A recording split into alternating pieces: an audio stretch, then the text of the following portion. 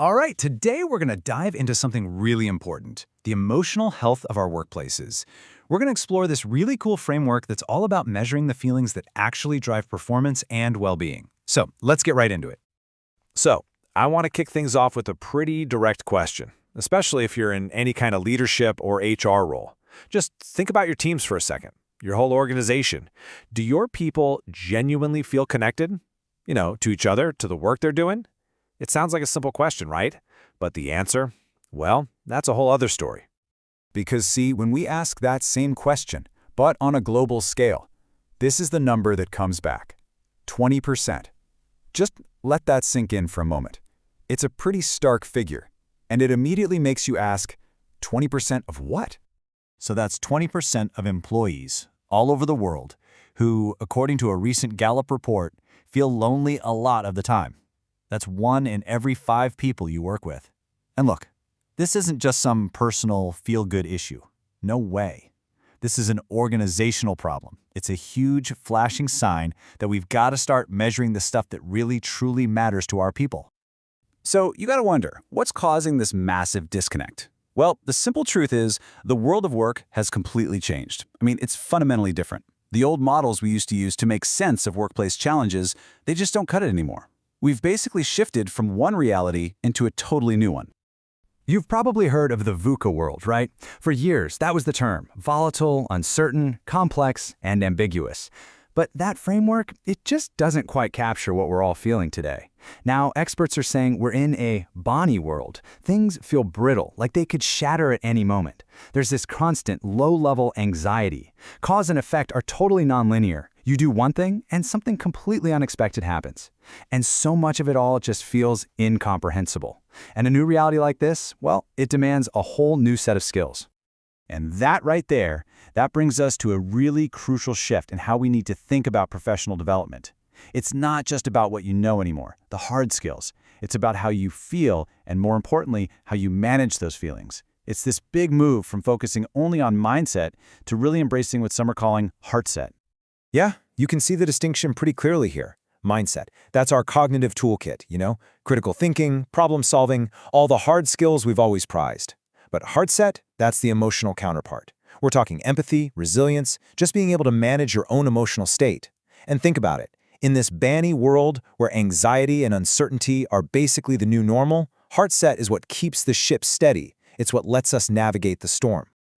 Okay, so if these heartset skills are so darn critical, how in the world do you measure them? How do you actually cultivate them inside a company? Well, that's exactly where this new tool comes in. It's designed specifically to analyze the emotional climate of a workplace. And this quote from Lily Kriegs, who created the framework, just hits the nail on the head. In a world that feels so fractured and anxious, that basic human need to belong, to feel seen, to feel valued, to feel like you're part of something, man, it's more important than it has ever been. And this is the BEET Framework. It was developed back in 2022, and it's a culture analytics method that's designed to systematically measure and, importantly, improve a company's emotional health. To put it simply, it's a way to make all that intangible stuff tangible. So what does BEAT even stand for? It's an acronym, and it breaks down into 4 really key emotional pillars. The B is for belonging. The first E stands for equity and fairness. The second E is for engagement and happiness. And finally, the T is for trust and psychological safety. When you think about it, these are the absolute core feelings that shape our entire experience of work day in and day out.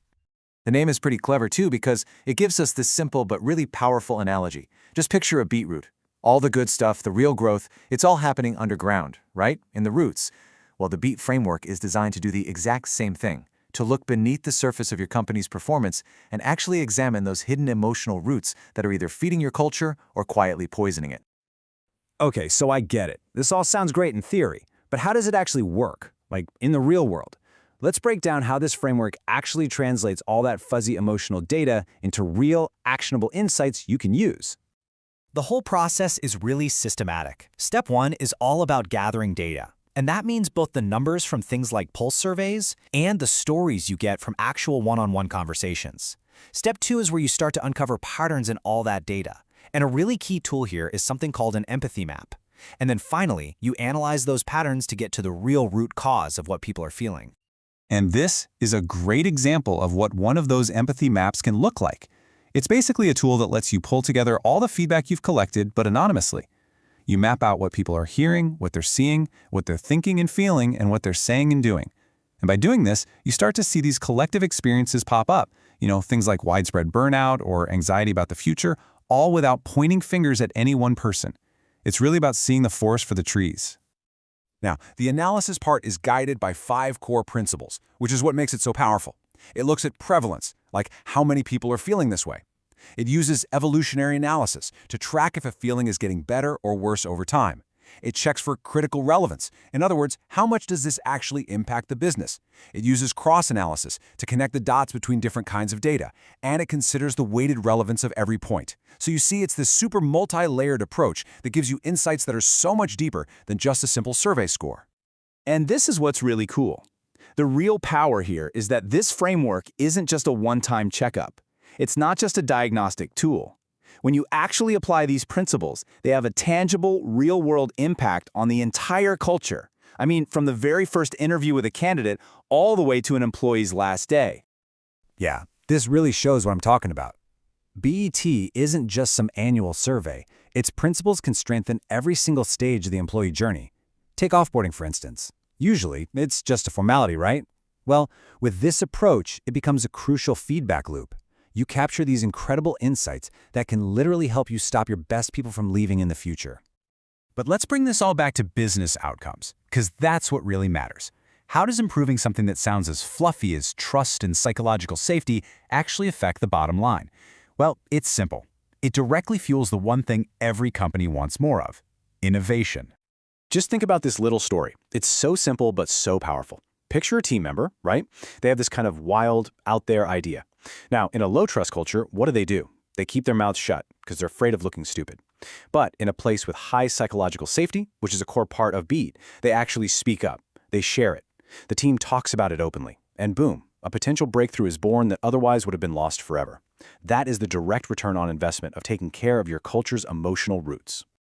So I'll leave you with one final question to think about. Let's go back to that beetroot analogy one last time. What are the unseen, underground emotional roots of your own organization's culture? And be honest with yourself, are they being starved, or are you actually actively nurturing them so they can grow?